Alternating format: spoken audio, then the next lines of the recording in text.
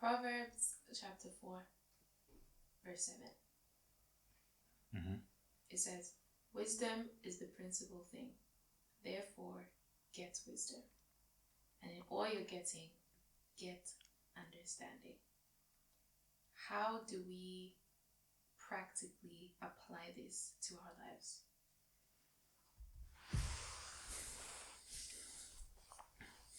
I think to get wisdom, I'll say there's 3 key ways. Number 1 is to ask. James chapter 1, I've forgotten the verse, but it says, let he who lacks wisdom ask, and God gives liberally and without reproach, and he will give you wisdom. And you have to ask in faith without doubting. So wisdom can come by asking. Solomon asked for wisdom, and he got wisdom. So the first step is to ask. I think the second step, and these two go together, I would say by meditation. Meditating on the word will bring you wisdom.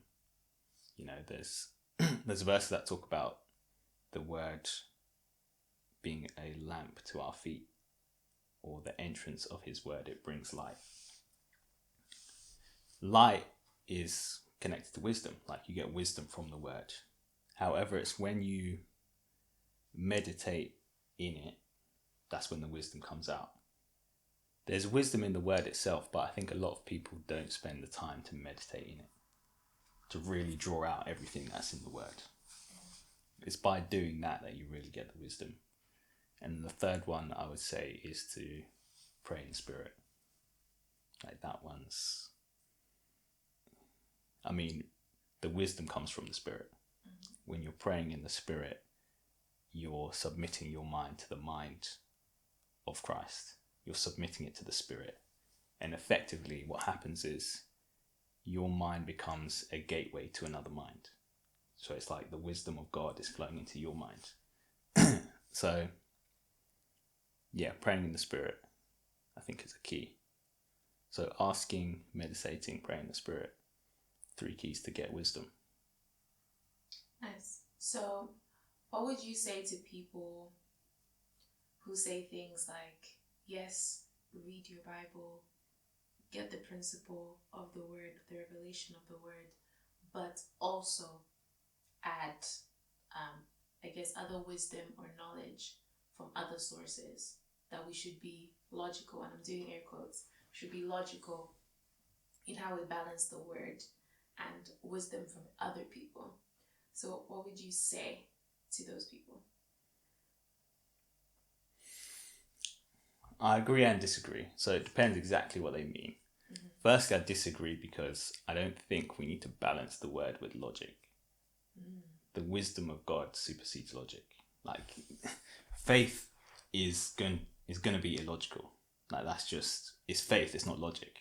So if you want to live by logic, you have to a degree, reject faith. Now, is there a logic to certain things like God's existence? Is there a logic to it? Yes, there is. But ultimately, if you're living by the word, there are things you have to accept by faith and things you have to do by faith if you're living by what God says and what the Spirit leads you to do. So you have to leave logic at the door. Okay.